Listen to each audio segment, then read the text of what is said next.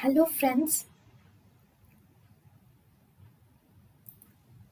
welcome to Creative Medicine. In this lecture, we will learn about are side effects of SSRIs. Then, true about serotonin syndrome. Serotonin syndrome is not true. Okay, it is predictable and non-idiosyncratic.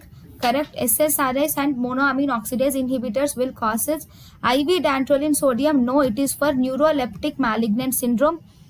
Hypertension, hyperthermia, and hyperreflexia are the signs. So this is the false statement. serotonin syndrome is mainly caused when monoamine oxidase inhibitors or SSRIs are used along with are used together. In this condition, there will be increased serotonin, and this serotonin will result in hypertension, hyperthermia, and hyperreflexia.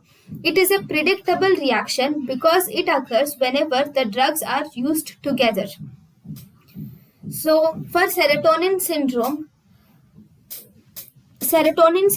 dantrolene is not used as the treatment because dantrolene is used in the treatment of choice for neuroleptic malignant syndrome. Though at times dantrolene can be used to control hyperthermia, but dantrolene is not the treatment of choice. Thank you, and thank you for watching.